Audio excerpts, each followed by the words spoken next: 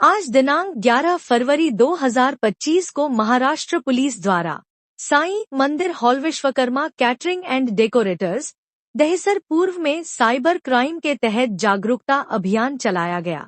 Cyber crime के खिलाफ जागरूकता अभियान का मकसद लोगों को ऑनलाइन सुरक्षित रहने के लिए प्रेरित करना है। इस अभियान के जरिए लोगों को साइबर खतरों के बारे में जानकारी दी गई। साइबर क्राइम के खिलाफ जागरूकता अभियान के तहत ये काम किए जाते हैं।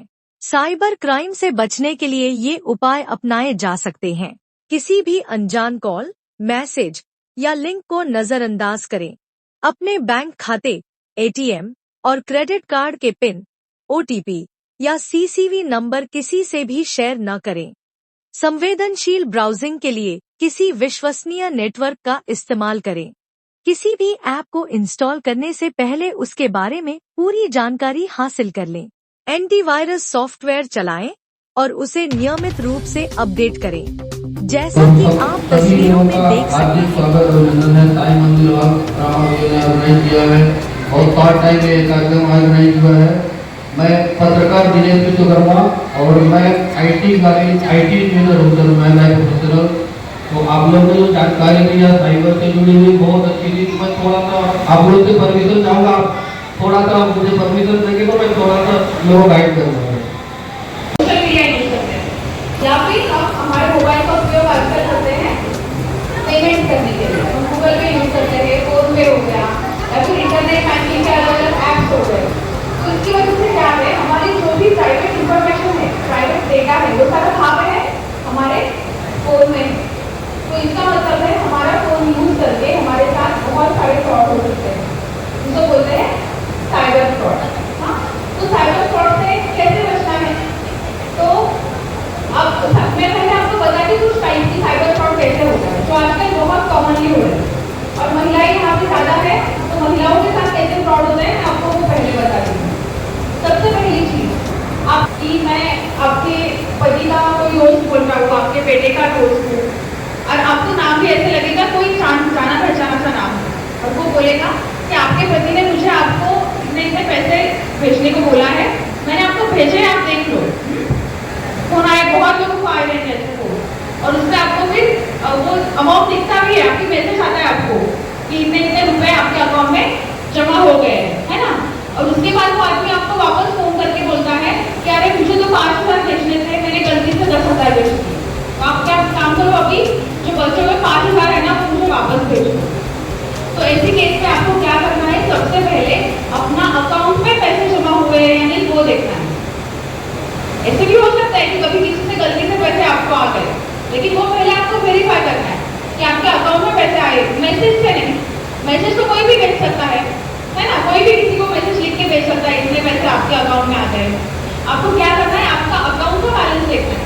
अगर पहले आपका अकाउंट में समझो 10,000 थे तो अभी 15,000 हुए हैं कि नहीं हुए, वो आपको पहले चेक करना है और उसके बाद ही आप शादी को पैसे वापस देंगे। तो ये सबसे ज्यादा होने वाला फ्रॉड है और सबसे ज्यादा महिलाओं के साथ ही ये फ्रॉड होता है। दूसरा बड़ा फ्रॉड है महिलाओं के साथ होने वाला शॉपिंग ऐप का। आप बहुत सारी शॉपिंग करते हो, इंस्टाग्राम में कुछ सस्ते में दिख गया, अच्छा दिख गया, फेसबुक पे है और कोई बहुत सारी वेबसाइट वगैरह आती है, हम जल्दी से उस पर कुछ ना कुछ खरीदारी कर लेते हैं और खरीदारी बहुत छोटे अमाउंट की होती है, जैसे 500 रुपये की हो गई, 700 रुपये की हो गई। और उसके बाद जब वो आपको डिलीवर नहीं होती या फिर कभी कभी डिलीवर होती है लेकिन आपको रिटर्न करना है, ऐसी कुछ चीज़ें हो जाती है और फिर आपको हो जाता है। कुछ ऐसी वेबसाइट शो है या फिर इंस्टाग्राम में जो ऐड आती है वो ऐड है पूरी तरह से फ्रॉड। तो आप कुछ ऑर्डर करते हो, वो कैश ऑन डिलीवरी का ऑप्शन आपको देते नहीं है, तो बोलना तो पूरे पैसे देने पड़ेंगे और आप एक बार पैसे भर दो तो आपको कुछ भी ऑर्डर उसके बदले में नहीं आता। और जब अगर आप उनको कॉल करोगे कि मेरा ऑर्डर नहीं आया तो मैं अभी क्या करूँ, मुझे कैंसिल करना है, तो वो आपको बातों में उलझा के आपसे और पैसे ले लेंगे। मतलब 500 रुपये के ऑर्डर के लिए 50,000 भी दे देते लोग, थोड़े करके अभी ये करो, आपने पेमेंट ही गलत कर दिया, अभी आपको इसके पैसे भरने पड़ेंगे, ये सारी चीज़ें बोल के आपसे ज़्यादा पैसे लिए जाते हैं। तो महिलाएं अगर आप शॉपिंग कर रहे हो ऐसे किसी भी वेबसाइट से तो वो ऑथेंटिक है या नहीं वो पहले देख लो। सबसे इम्पोर्टेंट चीज़ है, जो चीज़ अपने को समझ में नहीं आती वो करो ही मत मोबाइल में। जिस चीज़ का हमें पूरा ज्ञान नहीं है वो बहुत ज़्यादा चांस है कि आपके पैसे उसमें जा सकते हैं। जैसे व्हाट्सएप पे कभी कुछ लिंक आती है अननोन नंबर से, ऊपर ऐसे हमें लगता है कि बैंक का नाम है और उसमें कुछ लिखा होगा KYC अपडेट करना है, आपका अकाउंट का बैलेंस जानना है तो ये करो, ये लिंक क्लिक करो। तो ये सारी चीज़ें करने से आपका मोबाइल हैक हो जाता है। और एक बार अगर आपका मोबाइल व्हाट्सएप हैक हो गया तो उसका मतलब वो आपके कंट्रोल में नहीं है, कोई और आदमी कहीं और बैठा हुआ आपका वो व्हाट्सएप भी एक्सेस करने लगता है। तो फिर वो क्या करेगा, आपका मोबाइल नंबर यूज करके, आपका व्हाट्सएप यूज करके अलग अलग लोगों को मैसेजेस भेजेगा, जो कि फ्रॉड करने वाले मैसेज रहेंगे। मुझे इन्वेस्टमेंट करो, मुझे पैसे दे दो, मुझे पैसों की जरूरत है। सामने वाले को किसका नाम दिख रहा है, आपका नाम दिख रहा है। आपके दोस्तों को क्या लग रहा है कि आप पैसे मांग रहे हो, और एक्चुअली वो मैसेजेस कौन भेज रहा है, जिसने आपका फोन हैक किया है वो आदमी भेज रहा है। तो हमेशा याद रखो, व्हाट्सएप पे वगैरह अगर कोई भी लिंक आती है तो उसकी लिंक पे कभी भी क्लिक नहीं करना। अगर अननोन नंबर ऊपर लिखा है तो पहले सोचो कि ये कौन है, सच में बैंक का नंबर है या नहीं है, तभी वो फाइल करो। अगर किसी भी फाइल के एंड में .apk ऐसे लिखा है, हमेशा याद रखो .apk लिखा है तो वो फाइल कभी भी खुलेगी नहीं। हो सकता है कि वो फाइल ऐसी फाइल है तो आपका वो हैक करने वाली है। ओके, तो ये सारी चीज़ें आप लोग याद रखो। और एक इम्पोर्टेंट मुद्दा जो आजकल बहुत ज़्यादा चल रहा है वो है डिजिटल अरेस्ट का। ये भी काम अपने पति होंगे, घर पे जो भी लोग होंगे सबको बताओ। आपको एक वीडियो कॉल आता है या फिर व्हाट्सएप पे कॉल आएगा, वो बताएंगे आपको कि हम एक तो CID बोल रहे हैं, CBI, Delhi police, custom, TRAI, जैसे वो किसी न किसी गवर्नमेंट डिपार्टमेंट का नाम लेंगे। वो आपको बोलेंगे कि हम ऐसे पुलिस बोल रहे हैं, हमें एक पार्सल मिला है, इस पार्सल में इतने सारे मोबाइल मिले हैं, बहुत आधार कार्ड है, और इसमें ये जो फ्रॉड हो रहा है वो फ्रॉड आपके नाम पे हो रहा है, आपके आधार कार्ड के नाम पे। और हो सकता है कि उनके पास आपका आधार कार्ड और पैन कार्ड का नंबर भी हो, तो ये जो नंबर है वो आपको बताएंगे कि आपका आधार कार्ड का नंबर ये है, पैन कार्ड का नंबर ये है, आपके पति का नाम ये है। ये सब सुन के हमें क्या लगता है कि सामने वाले सच में पुलिस है, और फिर वो आपको ऐसे डरा करके आपसे पैसे मांगेंगे। तो इसमें किसी को भी फंसना नहीं है। अगर आपको डाउट, एक तो पहले तो सबसे इम्पोर्टेंट, ऐसा कोई फोन आए तो फोन कट करो। कोई भी पुलिस आपको कभी भी ऐसे फोन पे अरेस्ट नहीं करती। पुलिस को अरेस्ट करना है तो आपके घर पे आएंगे, आपको नोटिस भेजेंगे, तभी आपको अरेस्ट करेंगे। तो इतना डरने की जरूरत नहीं है। फिर भी अगर आपको डर लगता है तो सीधे पुलिस स्टेशन में आओ, हम वेरीफाई करेंगे वो कहाँ की पुलिस है, क्या हम है बैठे हुए वहाँ। या फिर आपको कॉल आ गया कि आपका बेटे को हमने किडनैप किया है, या फिर हम पुलिस बोल रहे हैं और आपके बेटे के ऊपर एक बहुत बड़ा केस हुआ, जैसे मर्डर का केस हो गया, रेप केस हो गया, आपके बेटे ने एक्सीडेंट कर दिया है और अभी हम उसको अरेस्ट कर लिया हमने, तो पैनिक होने की जरूरत बिल्कुल भी नहीं है। पहले तो मैं तो बोलूँगी आप पहले पुलिस स्टेशन में आके वेरीफाई करो कि वो सही है या गलत कॉल है, ठीक है। बिल्कुल डरना नहीं, पहले देखो कि अपना बेटा है कहाँ पे। आदमी का फोन कट करो, अपने बेटे को, अपने पति को, जिनका भी नाम बोल ले रहा है उसको फोन करो, उससे पहले पूछो आप हो कहाँ पे, आप ठीक हो या नहीं, और उसके बाद ही आगे कुछ भी करो।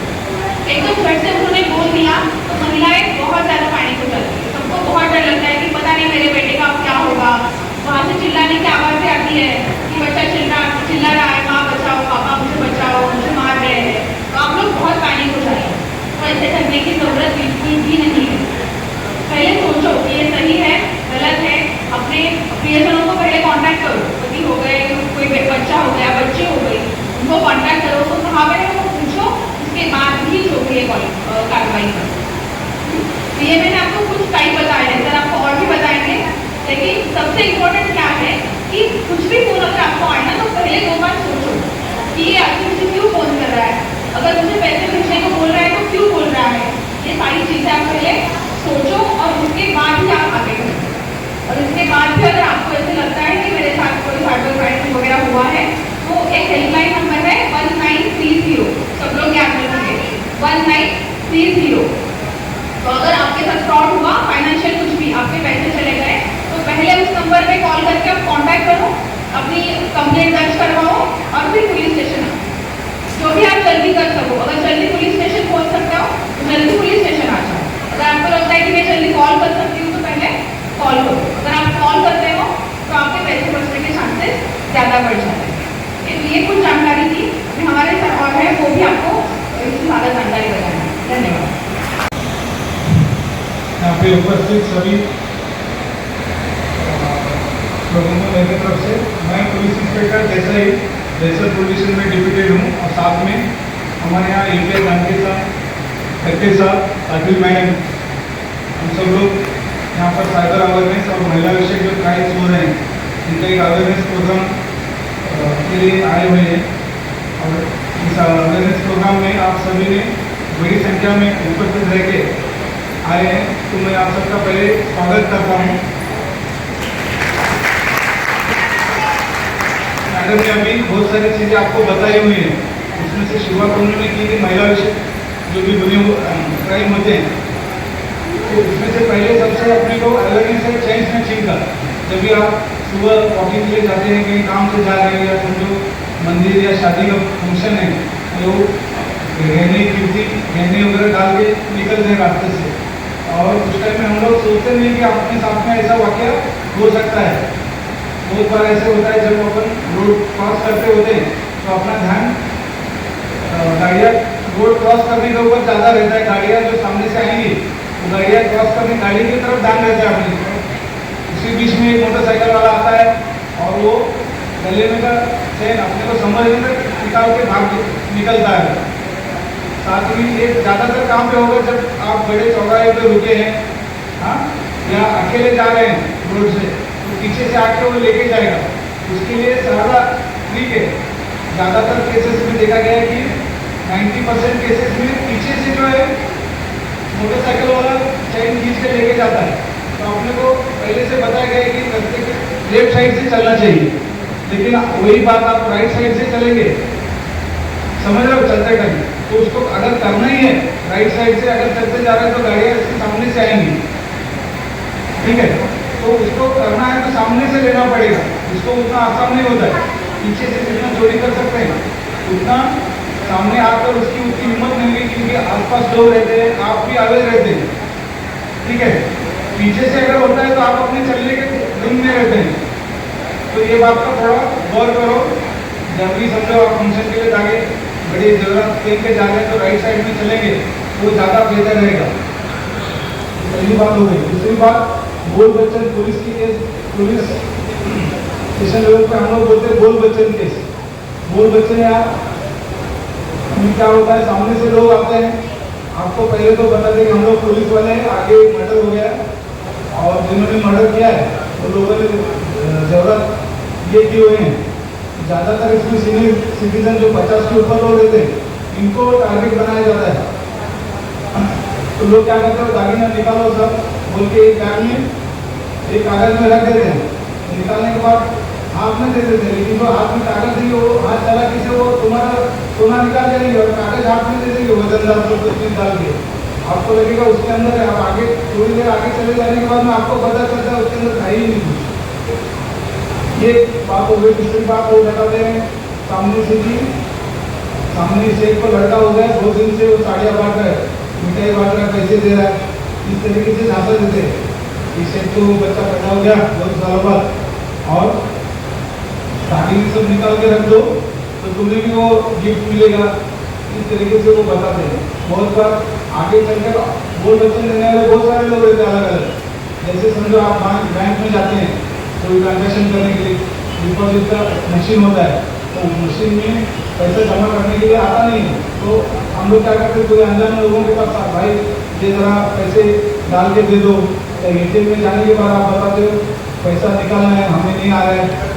तो यहाँ पे क्या करना चाहिए, एक तो जो बैंक का एम्प्लॉय रहेगा, सिक्योरिटी गार्ड रहेगा, उसको बताना चाहिए, क्योंकि वो वेरीफाई करने के बाद वहाँ पे रुका हुआ है, बराबर। किसी भी अनजान आदमी से ट्रांजैक्शन करना बैंक में जाकर ये नहीं करना चाहिए, उसके ऊपर भरोसा नहीं करना चाहिए। जबकि आप किसी ट्रांजैक्शन लिए ATM के लिए चले गए और वहाँ पे मतलब कैश नहीं निकल रहा है, तो जो दूसरा पैसे निकालने के लिए आया हुआ है, तो ये सब बातों से ये रहना चाहिए। ATM में जाते टाइम में भी कार्ड भूल गए क्या, उसमें से प्रॉपर रिसीव हुए हैं क्या, ये सब हमें देखना चाहिए, ठीक है। ये हो गए थोड़ा बेसिक चीज़ें मैंने बताई हुई है महिला विषय। बताने के लिए तो दिन में कम नहीं होगा, अलग अलग तरीके के केसेस होते हैं। साथ में जब अभी के जो माहौल चल रहा है वो साइबर क्राइम का चल रहा है। आप सब लोग ज़्यादातर हम लोग गाँव से नहीं हैं, पहले से हम लोग जो एरिया में रहते थे तो उस टाइम में हमें टपोरी लोग आइडेंटिफाई कर सकते थे। हम लोग ये टपोरी है, ये गुंडा है, इस तरीके से, क्योंकि उनको काम धंधा नहीं होता था, उन्होंने पढ़ाई नहीं की, शिक्षा नहीं ली और समझो दारू नशा पानी की आदत लग गई, घर के लोग पैसा नहीं देते, तो वो आइडेंटिफाई करने में आसान थे। अभी भी एरिया में आपके वैसे कर सकते हैं कि ये गुंडा है, इस तरीके से है। लेकिन जैसे जैसे समाज में, देश में शिक्षा का प्रभाव बढ़ता गया, उसमें दोनों तरफ के लोग हैं, जो अच्छा काम करते हैं वैसे भी लोग हैं और दूसरे ऐसे लोग हैं कि उनका जो भी एजुकेशन है, नॉलेज है, वो यूज़ करके आप तक कैसे पहुंचा जाए। पहले 10 साल 15 साल पहले ऑनलाइन ट्रांजैक्शन में हम लोग इतने नहीं थे, सिर्फ बैंक से कैश निकलना और कैश से हम लोग ट्रांजैक्शन करते थे। तो अभी वो बातें बहुत पीछे पड़ गई। हर एक काम में हर किसी के मोबाइल में जीपे आ गया है, जीपे से अपन स्कैनिंग करते हैं, जीपे आ गया तो साथ में बैंक अकाउंट के डिटेल्स वो जीपे के साथ में तुम्हारे मोबाइल में आ गए हैं और हर एक बात के लिए अपन ऑनलाइन ट्रांजैक्शन में ज़्यादा ये रहते हैं। तो चोरों को पहले क्या होता था, चोर है ना घर तक आते थे, घर आपका घर बंद रहा, घर में आके ताला तोड़ के चोरी तिजोरी लेके जाते थे। लेकिन अभी तिजोरी आप सभी की बहुत सारे लोगों की तिजोरियाँ तुम्हारे मोबाइल में बंद हो गई है। उनको क्या करना है कि जैसे कि तैसे तुम्हारे तक पहुँचना है, तुम्हारे घर तक आने की जरूरत नहीं है, तुम्हारे मोबाइल तक पहुँच गए तो उसमें से अलग अलग टाइप्स के लोग झांसा देते। पहले तो इनाम वाले लॉटरी अलग दे देते कि आपको इतने से 50 लाख की लॉटरी लग गई है, ऐसे मैसेज आते हैं। आप दिखाते देखो ये कैसा मैसेज आया हुआ है, यहाँ से मुझे एक मैसेज आया। एक बात समझना है कि इंटरनेट पे कोई भी चीज़, मोबाइल पर की कोई भी चीज़ फ्री नहीं है, या लॉटरी या गिफ्ट जैसा कोई भी इंसिडेंट नहीं है। ये हमें कहीं तो फंसाया जा रहा है, ये समझना चाहिए। कोई बांटेगा क्या लॉटरी गिफ्ट? कई बार टाटा कंपनी को 2 साल थोड़े हो गए और टाटा कंपनी ऐसा ऐसा कर रही है, ऐसे मैसेज भी आते हैं। हम लोग क्या करते हैं, उसको क्लिक करते हैं, उसमें अलग से लिंक रहते हैं। तो आपका वो अननोन सोर्सेज से आया और लिंक ओपन किया हमने, ये इनाम देने वाले या जो टीवी है वो कम दाम में मिल रही, 50% ऑफर में मिल रही है, या बर्तन हो गए जो घर के काम के वाली फ्रिज, वॉशिंग मशीन जैसी चीज़ें समझो 10,000 रुपये कॉस्ट है तो 2,000 में मिल रही है। ऐसी कोई भी फ्री वाली चीज़ नहीं होती।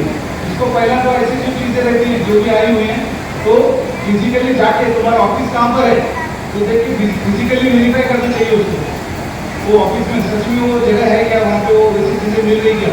तो एक बार आप फिजिकली वेरीफाई करते हैं, सामने से दिख रहा है तो वो करने के लिए ठीक है। ऑनलाइन पे कोई भी चीज़ पर आसानी से भरोसा नहीं करना चाहिए। ऑनलाइन में जो भी हमें प्रलोभन दिखाया जा रहा है, फ्री गिफ्ट के बहाने से आपको बताया जाता है, या तो ऑनलाइन ट्रैवल बुकिंग करते हैं हम लोग, वैष्णवी जाने वाले, वैष्णवी मंदिर में जा रहे हैं, ठीक है, उसका प्लानिंग करते हैं, ऑनलाइन बुकिंग करने के लिए जाते हैं तो लॉज का कम खर्चा आएगा, 10,000 की जगह 5,000 में आपको उधर रहने के लिए इंतजाम मिलेगा। इसमें जो भी बुकिंग है वो ऑथेंटिक सोर्सेज से करना चाहिए। जो भी ट्रैवल कंपनी हैं जो रेप्यूटेड हैं, इनके तरफ से ही ऑनलाइन बुकिंग करनी चाहिए। अननोन सोर्सेज से कभी भी ऐसे ऑनलाइन बुकिंग करने से थोड़ा हमें ये करना चाहिए। साथ ही साथ दूसरा, अभी सब यहाँ पर ज़्यादातर महिला ज़्यादा संख्या में आया हुआ है, तो इसमें अपने को देखना चाहिए कि जो छोटे बच्चे हैं अपने से ज़्यादा वो मोबाइल अच्छे से चलाते हैं, क्योंकि उनका जो दिमाग है जनरेशन के हिसाब से उनका दिमाग अपने से एडवांस है। अपने टाइम में, दादा के टाइम में रेडियो होता था, उनको रेडियो चलाने अच्छे से आता था, कौन सा स्टेशन कहाँ पे आता है, BBC न्यूज़ कभी लगेगा, आकाशवाणी का ये कभी लगेगा, बीच भारती का एक आधा गानों का प्रोग्राम कितने बजे बनता है, कौन से स्टेशन पे बनता है, ये अपने दादा लोगों को अच्छे से पता था। जब भी अपना ज़माना आया तभी टीवी आया, टीवी के अंदर जी चैनल की ये सीरियल कभी लगती है, टीवी के लिए एंटीना लगता था, पहले वो एंटीना कैसे चलाना चाहिए, फिर केबल आ गया, केबल के ऊपर फिर अलग अलग चैनल्स आए, कौन से चैनल में कभी ये आता है, कौन सा पिक्चर कभी आने वाला है, ये अपने टाइम में पता था। अभी के जनरेशन में कैसे, फिर कंप्यूटर आया, लैपटॉप आया, फिर अभी मोबाइल आया, तो बच्चों को सिखाना नहीं पड़ेगा। देखना आपके अगर छोटे बच्चे रहेंगे तो अपने आप से वॉइस कॉल करेगा, बाबा गाड़ी दिखाओ, तो अपने आप वो वाली बाबा गाड़ी आ जाती है, समझ गए। वो बच्चों को टाइप करना से ज़्यादा वॉइस कॉल करेंगे तो बच्चों को थोड़ा समझते, तो वो बच्चे मोबाइल में क्या देख रहे हैं इसके ऊपर आपका भी मॉनिटर होना चाहिए। खासकर माताएं जो है इन्होंने बच्चों के ऊपर अच्छे से ध्यान रखना चाहिए। पबजी वाले ऐसे गेम्स हैं, उसमें क्या होता है सामने वाला जो प्ले रहता है ऑनलाइन गेम, वो बहुत बार एंटी सोशल एलिमेंट रहते हैं, वो बच्चों को ना एक तरीके से गुमराह करने वाला काम है पबजी वाले गेम है। पबजी हो गया, हाँ फ्री फायर, इसमें क्या होता है सामने से उनको टारगेट दिया होता है और वो टारगेट नहीं पूरा करेंगे तो उनको एक तरीके से ब्लैकमेल किया जाता है। बहुत बार क्या होता है आपने भी देखा होगा, बच्चों के हाथ से फोन छीन लेंगे ना वो एकदम इरिटेट हो जाता है, उसका स्वभाव बर्ताव में चेंजेस आ जाते हैं। आज की जरूरत है अगर वो मोबाइल से दूर भी रहा तो बाकी लोगों से वो पीछे भी पड़ने वाला है। साथ ही दोनों भी चीज़ें, इसमें मोबाइल में अच्छी भी चीज़ें हैं और बुरी भी चीज़ें हैं। जो स्कूल वाली है, जो इंफॉर्मेटिव यूट्यूब चैनल्स हैं जिससे ज़्यादा से ज़्यादा जानकारी लेके उसको अपडेट रहना भी जरूरी है। साथ में वो जो गेम खेलता है ना पबजी, गेम वाले ये बहुत खतरनाक गेम है। पहले ये तो उसका माइंड जो है वो डाइवर्ट कर देते पूरे तरीके से। अगर गेम खेलते रहा बच्चा, समझो मारधाड़ वाले गेम है, तो उसको इमोशंस नहीं समझ में आते, सामने वाले से उसमें मारधाड़ रहती है, सामने वाले को मार देना, उसकी जान की अहमियत, उसकी इमोशंस की अहमियत को समझ नहीं पाता। तो सबको एक तरीके से वो ऑनलाइन गेम होता है, सामने किसी भी लोगों को मारो इस तरीके से, उसके अंदर ज़्यादा ऑक्यूपाइड हो गया तो बच्चे के बर्ताव बदलने चले जाते हैं, उसके ऊपर असर होता है। दूसरी बात, जो अपनी आँखें हैं, रात में जो मोबाइल देखते हैं 10 बजे के बाद, वो अपना जो ब्रेन है ना वो ये नहीं कर पाता, जो लाइट स्पीकर की एलईडी की, वो दिन है या रात है, वो जो लाइट सामने आते ब्रेन को लगता है ये दिन ही है। तो जल्दी जैसे समझो पहले 10 बजे अपन लाइट बंद कर देते हैं, सो जाते थे आराम से, तो वैसे अभी के टाइम का लोग मोबाइल देखते बैठेंगे, जो लाइट्स है वो ब्रेन तक मैसेज क्या पहुंच जाती है कि अभी दिन ही चालू है। तो आपको बहुत सारे लोगों को 1 बजे तक 2 बजे तक नींद नहीं आती होगी, क्योंकि जो प्रोसेस है प्रॉपर स्लीप आने के लिए 1 घंटे का जरूरत रहता है। तो सोने से पहले 1 घंटा वो बच्चों ने तो मिनिमम वो ये करना चाहिए। साथ में इंस्टाग्राम रील्स और यूट्यूब शॉर्ट्स, ये जो चीज़ें आते हैं वहाँ पे जो पोस्ट कर रहा है आदमी, वो एक सामाजिक स्तर का नहीं रहता, उसका अलग अलग एजुकेशन लेवल, उसके अलग अलग, कोई इस्लाम एरिया से डाल दिया, जिसको किसी भी बात का ये नहीं रहता वो डाल देता है। लेकिन जो बच्चे देखते हैं 8 से 18 साल तक के, उनको बहुत सारी चीज़ें में क्या लगता है, नॉर्मल लगता है ये चीज़ें, मतलब बॉयफ्रेंड गर्लफ्रेंड होना, कम कपड़े पहनना या किसी को मारना, किसी को गाली गलौज करना, ये सारी चीज़ें वो लोग जनरलाइज करते हैं और ये कॉमन चीज़ें नहीं, नॉर्मल चीज़ें, ऐसे उनके दिमाग में असर पड़ते जाता है। साथ ही मेमोरी पावर और कॉम्प्रिहेंशन, कोई भी बात समझ पाने की, कोई भी विषय समझ पाने की क्षमताएं पर असर होता है। तारा थी अपनी को यार, लेटर आपका खत आता था और उसी दौर के दरमियान आपने तिजोरी में भी पैसे थे। अभी सब चेंज हुआ है, एक चंद सेकंड में आपको खत आता है मोबाइल पे, चंद सेकंड से पैसा किसी को ट्रांसफर करना होता है। पहले घंटों तक अपन बैंक में जाके पैसा डिपॉजिट करना निकलने के लिए टाइम लगता था, तो उस टाइम फ्रॉड कम होते थे और घर में उस टाइम आपका घर लूट लेते थे, कोई भी चीज उस टाइम होती थी, पैसा आपका तिजोरी में था। अभी आपका पैसा आया है मोबाइल में, आप सोचते होंगे कि हमारा पैसा तो बैंक में है, तो आप थोड़ा भूल जाओ कि बैंक में पैसा है, लेकिन वो पैसा आपके मोबाइल में अभी आप किसी को भेज सकते हैं, किसी से ले सकते हो। बैंक तो एक माध्यम है आपका पैसा संभालने के लिए। तो आप कभी भी जब सोचेंगे कि पैसा आपके मोबाइल में, तो आप कोई भी बोलेगा कि हमको ओटीपी दे दो, तो आप उस टाइम में ओटीपी देंगे नहीं किसी को। आपको पता है ओटीपी देंगे तो मोबाइल से पैसा नहीं, आपने समझ ही लेना है कि मोबाइल में ही पैसा है। कोई लिंक कोई भेजेगा कि भाई ये लिंक भेजे, क्लिक कर दो। अभी सर ने बोला कि लॉटरी लगी है, तो आपको कुछ फॉर्म फिलअप करना है लॉटरी के लिए, तो आप लॉटरी में सब आपके कार्ड डिटेल डाल देंगे, बैंक डिटेल डाल देंगे, जो ओटीपी है वो डाल देंगे। तो समझो आपका पूरा मोबाइल जो कोई एक कर रहे गतिविधि उनको दिखाई देगा और सब पूरा पैसा निकलेगा, उसको पता भी चलेगा मोबाइल इसके अकाउंट में कितना पैसा है। तो अभी ये सोचना है कि जो अपनी चाबी थी घर की, आप किसी को देते थे अननोन पर्सन है कि कोई आ गया चलो चाबी दे दो अपनी घर की, नहीं देते थे। अभी वैसे ही वो चाबी अभी डिजिटल बन गई। जैसे अपना अभी भारत प्रगति कर रहा है, प्रगति की तो सब अपना डिजिटल में अपन का नोट हो रहे। तो ध्यान में रखना है कि वो ओटीपी किसी को शेयर नहीं करना है। बैंक से भी कभी आपको ओटीपी पूछा जाता नहीं है। समझो आपकी ब्रांच है, आप गांव में आपका खाता है आपके आप एटीएम में, तो मेरी आपसे गुजारिश है कि आप वहाँ का जो खाता है जहाँ पे आप रहते हैं वो बैंक में ट्रांसफर कर दो, क्योंकि आपको लगेगा नहीं भाई बैंक बहुत दूर है, ऑनलाइन बोल रहे तो यही से कर लेते हैं। तो आपके नजदीक वो ब्रांच लेके आ जाओ। आपको सब मैडम ने वो सब चीजें बताइए। कोई आपके साथ कोई फ्रॉड हो रहा होगा तो आप बेझिझक पुलिस में आ सकते हैं। और अभी बहुत सा सर ने बहुत सी चीजें बोली है, मेरे लिए कुछ रखा नहीं है। यहाँ पे जो अरेंजमेंट किया है सर रामा भाई, मैं उनका दिल से शुक्रिया अदा करता हूँ पुलिस स्टेशन की तरफ से। और आप भी सब यहाँ पे आ गए तो इसमें आपको सब चीजें मिल गई।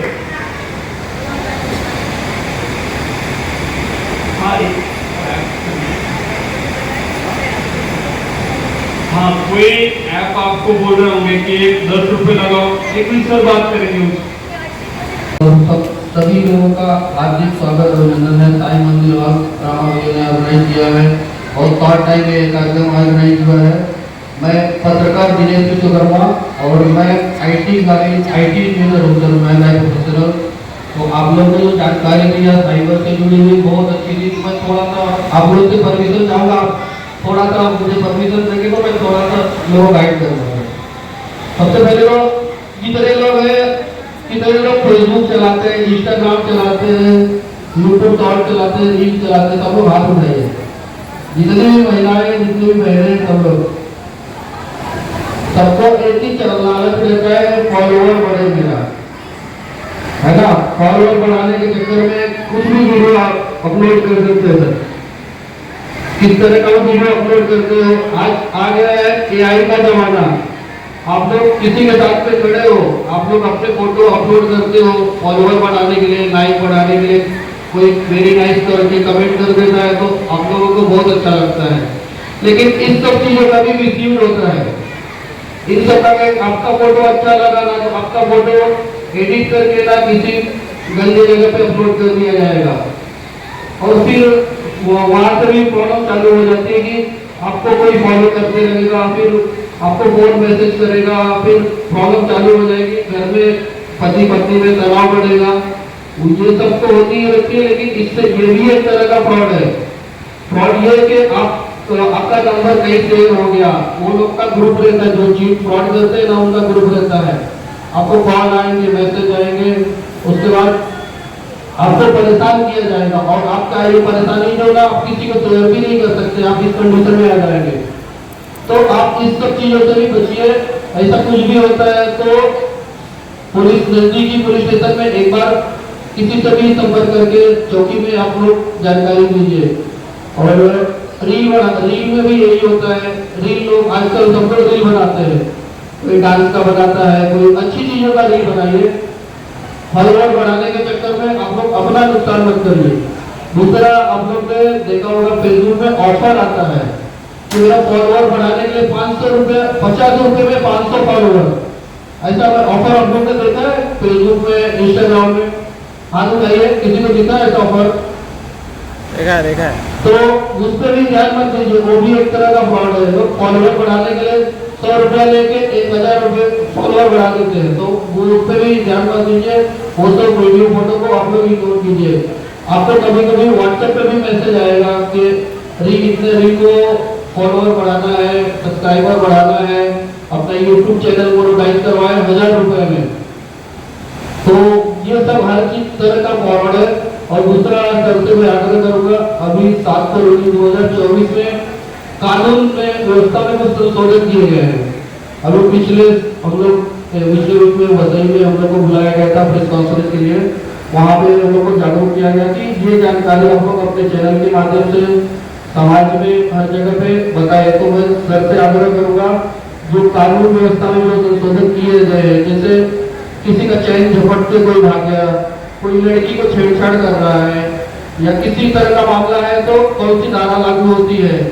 तो मैं सर से आग्रह करूंगा जो कानून संशोधन में व्यवस्था में जो बदलाव किया गया है उसकी जानकारी थोड़ा समाज को हो जाए। पहले जो कानून चलता था अपने यहाँ आईपीसी होता था, इंडियन पिनल कोड होता था, सीआरपीसी और इंडियन एविडेंस एक्ट, ये तीनों त्रिमूर्ति कहलाते थे। आईपीसी जो थी वो दंड संहिता थी, पला पला गुना करेंगे तो उसकी शिक्षा क्या है, उसमें जैसे बताया गया था अलग अलग टाइप के क्राइम वो करने पर क्या सजा होगी, उसको इंडियन पिनल कोड बोलते हैं। साथ में सीआरपीसी, उसमें प्रोसीजर बताए गए थे कि पुलिस इन्वेस्टिगेशन कैसे करना चाहिए, पुलिस के पास इन्वेस्टिगेशन आने के बाद प्रोसीजर क्या फॉलो करना चाहिए, ये सीआरपीसी बताता था पुलिस ने और कोर्ट ने क्या प्रोसीजर फॉलो करना चाहिए। और एविडेंस एक्ट होता था, इसके अंदर बताया जाता था कि पुलिस केस जो भी बनाती है उसके अंदर एविडेंस क्या रहेगा।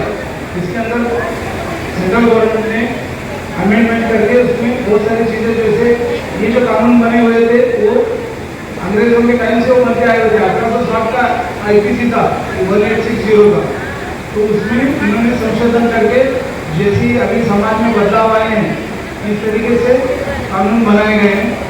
इसमें जो भी चीज़ें जो पीछे छूट गई थी उसको नए से ऐड किए गए हैं, समझ रहे हैं। तो इसमें जैसे बीच में आपने सुना होगा ट्रक ड्राइवर्स जो थे इन्होंने हड़ताल कर दी, क्योंकि नाइट ड्राइविंग में अगर वो एक्सीडेंट करके निकल के भाग जाता है उसका जिम्मेदारी होता है मोटरसाइकिल वाले की, जो भी गाड़ियाँ चलाता है उसकी जिम्मेदारी क्या है कि उसको हॉस्पिटल में लेके इलाज करवाना, ना कि भाग के निकल जाना। तो बहुत बार ऐसे होता है कि कभी गाड़ी उसको मार देने के बाद वो निकल जाता था, तो उसमें कड़े से कड़े शिक्षा का प्रावधान किया गया था। साथ में ही जो भी महिला, यहाँ पे अगर महिला ज़्यादा संख्या में, इसी के लिए मैं बताता हूँ कि महिलाओं के बारे में जो भी क्राइम्स हो रहे हैं, महिलाओं के छेड़छाड़ हो रही है या महिलाओं को ऑनलाइन उनको परेशान किया जा रहा है, इसमें कड़े से कड़े शिक्षा का प्रावधान किया गया है। आप इस बारे में ऑनलाइन भी कंप्लेंट दे सकते हैं, ऐसे प्रावधान उसको पुलिस ने कॉग्निजेंस लेना चाहिए। महिलाओं के जो भी ऑफिस होते हैं वो ऑनलाइन भी देंगे तो भी उसको वैलिड माना गया है।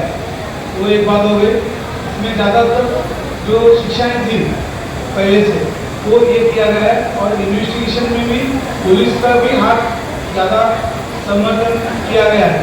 जैसे कि जो भी सीजर करना है या छापा ये करना है उसको ऑनलाइन मोबाइल पे ये करना चाहिए, इस तरीके से बातों से पुलिस में भी उसमें ज़्यादा सब जो चीटिंग होने वाला है उसके अंदर उसका प्रॉपर्टी सीज करना, आगे चल के अगर वो पैसा लेके भाग गया बाद में मिलता है और वो बोल देता पैसा खत्म हो गया लेकिन उसकी प्रॉपर्टी मिल गई तो उसकी प्रॉपर्टी भी सीज करवा सकते हैं। इस तरह का प्रावधान किया गया है। इस बारे में कोई भी किसी को इसमें ज़्यादातर जैसे प्रोसीजर बताने से ज़्यादा क्या है, एक्सपीरियंस में हमारा काम चलता है, अनुभव से। तो आपके पास अभी सामने बोला आईटी के वो एक्सपर्ट हैं, तो टेक्निकल चीज़ें आपको बता पाएंगे।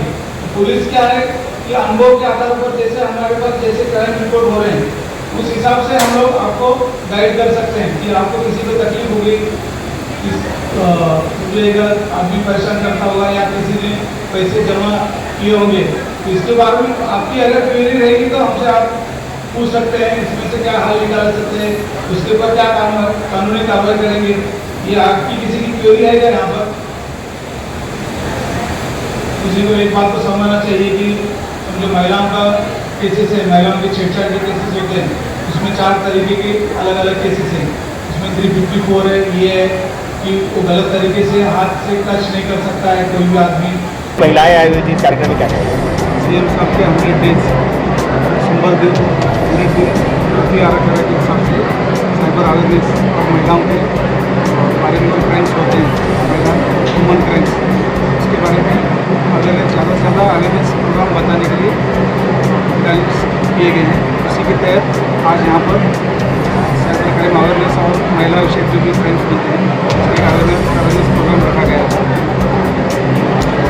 किस किस तरह के साइबर क्राइम है जिसको आपने जनता के बारे में चर्चा की? जो भी ऑनलाइन फ्रॉड हो रहे हैं, साथ में साइबर से जो भी बुलिंग हो रही है, इस बारे में हमने आज यहाँ पर इन्फॉर्मेशन दिया है। जैसे फिशिंग हो गया, ऑनलाइन जो शेयर मार्केट फ्रॉड ऐप चल रहे थे, साथ ही में ऑनलाइन शॉपिंग के बहाने से जो फ्रॉड होता है, गिफ्ट और रिवॉर्ड्स देने के बहाने से जो पैसे लोगों तक पहुँचाए जाते हैं, KYC अपडेट के बहाने से उनको फंसाया जाता है। ये अलग अलग तरीके से उनको ये किया गया।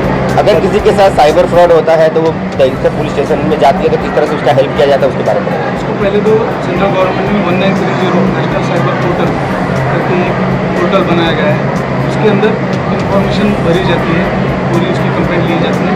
उसके ऑनलाइन पोर्टल क्या करता है कि सब जो भी ट्रांजेक्शन हुआ रहेगा उसको रोक लगाने के लिए बैंक के नोडल को तुरंत इत्तला की जाती है, इन्फॉर्मेशन दी जाती है।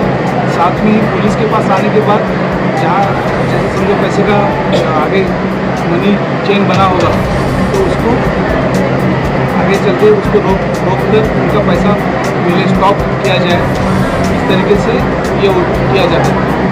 बच्चों को क्राइम अपराध से रोकने के लिए कोई खास कानून बनाए गए हैं? ऑनलाइन फ्रॉड बच्चों में ज़्यादातर जैसे गेम खेलने का चलन ज़्यादा बढ़ रहा है, इसका PUBG और फ्री फायर बच्चों में जो बढ़ रहा है ये है फ्री फायर। इसमें सामने वाले बच्चों को ये किया जाता है बहुत बार गेम्स खेलने के लिए, तो ये गेम्स खेलने के लिए रोकना चाहिए। इसके लिए अवेयरनेस भी हम लोग बढ़ावा देते हैं। या ऐसी अगर कंप्लेंट होती है पुलिस स्टेशन की तरफ से जल्दी जल्दी इस बारे में हम लोग शिक्षण ये करते हैं, नोडल से कॉन्टैक्ट करके उसको डिटेक्ट करने की पूरी कोशिश की है। फ्रॉड किए हुए पैसे किसी के क्राइम से मतलब साइबर फ्रॉड से जो पैसे चले जाते हैं उसके आने की कितने % चांसेस, ये पुलिस इसके बारे में क्या करेगी? रिपोर्टिंग टाइम जो है उन्होंने अगर 24 घंटे के अंदर या पहले शुरुआत की थी, जैसे वो रिपोर्टिंग होगा जितने जल्दी से रिपोर्टिंग होगा उतने चांसेस उसके बढ़ते जाएंगे। 1930 पोर्टल पे उन्होंने कम टाइम में जितना कम टाइम लगेगा रिपोर्टिंग होने के लिए उतना उनके चांसेस बढ़ जाते हैं। कार्यक्रम रखा गया था दहिसर में, महिलाएं बहुत भारी संख्या में आई हुई हैं, क्या मैसेज दिया गया उसके बारे में? आज दहिसर पुलिस स्टेशन की तरफ से दहिसर पुलिस स्टेशन के जुरिस्डिक्शन में महिलाओं के बारे में जो अपराध बढ़ रहे हैं और जैसे साइबर क्राइम भी बढ़ रहा है तो उसके बारे में एक जागरूकता कार्यक्रम रखा गया है। तो इस कार्यक्रम में आज बहुत सारी महिलाएं बड़ी संख्या में उपस्थित हुई हैं। पहले तो मैं महिलाओं का धन्यवाद देना चाहूँगी, वो घर से बाहर निकल के यहाँ तक आई है। आज हमने इस कार्यक्रम में महिलाओं को वो टाइम से कैसे बच सकती है, जैसे चेन स्नैचिंग जैसे टाइम महिलाओं की छेड़छाड़ के वारदातें आजकल बढ़ रही है तो उसको कैसे कम किया जा सकता है, महिलाएं क्या खबरदारी बरतें और पुलिस उन्हें किस तरह से मदद करेगी, इन सारी चीज़ों के बारे में हमने बताया है। हेल्पलाइन नंबर जो है 100 नंबर 103 नंबर, इन चीज़ों के बारे में हमने महिलाओं को आज अवेयर किया है। उसी के साथ साइबर क्राइम जो है उसमें भी कुछ ऐसे साइबर क्राइम है जो ज़्यादातर महिलाओं के साथ होते हैं तो उनके बारे में हमने उन्हें बताया है। जैसे डिजिटल अरेस्ट जैसी चीज़ें हैं, महिलाएं डर जाती हैं, कुछ पुलिस के नाम पे बच्चों को किडनैप करना, बच्चों पर केस दाखिल करना, इन सारी चीज़ों को बताकर महिलाओं को ठगा जाता है। उसके बारे में हमने आज महिलाओं को अवेयर किया है। बहुत अच्छा लगा पे आके। मैं ये आप लोगों के बीच में रखना चाह रही हूँ कि जो है कि हमारे प्रधानमंत्री जी ने जो लोगों को बीच में सब महिलाओं को या सबको जागरूक किया है तो आने वाले समय में भी और ही अच्छा मैसेज देंगे। अभी तो काफ़ी सुधार हुआ है, अभी आगे भी अच्छा है। हॉल में आप साइबर अवेयरनेस कार्यक्रम में रखा था, महिलाओं ने काफ़ी अच्छी संख्या में भाग लिया और पुलिस ने अच्छा अवेयरनेस कार्यक्रम को सजेशन दिया, क्या कहेंगे आप? हमारे DCP मैडम स्मिता पाटिल का मार्गदर्शन है कि सीनियर आपको बनवाने का कि दहिसर मुंबई में जिससे साइबर क्राइम बहुत बड़े हैं, समय समय पे हमारे डांगे साहब, पाटिल मैडम, देसाई मैडम, कट्टे साहब हर 15 दिन में ये लोग एक कार्यक्रम सब जगह लेते हैं और हमारे कहने पे तुरंत कार्यक्रम में आ जाते हैं। इनका मानना ऐसा है कि अपराध ना हो, लोग साइबर क्राइम से बचे, इसी के लिए कार्यक्रम हमारे विश्वकर्मा समाज की तरफ से, विश्वकर्मा चैरिटेबल ट्रस्ट की तरफ से साई मंदिर हॉल में आयोजित किया था। मैं पुलिस वाले का आभारी व्यक्त करता हूँ कि आके उन्होंने हमारे समाज के लोगों, बाकी समाज के लोगों को मार्गदर्शन किया। इस कार्यक्रम में 150 से 200 लोग आए थे और आप भी मीडिया वाले से मैं बहुत विनती करता हूँ कि इसको जितना हेडलाइट करेंगे हमारे परिवार में कोई ना कोई क्राइम अपराध से, साइबर क्राइम से बच सकता है। धन्यवाद।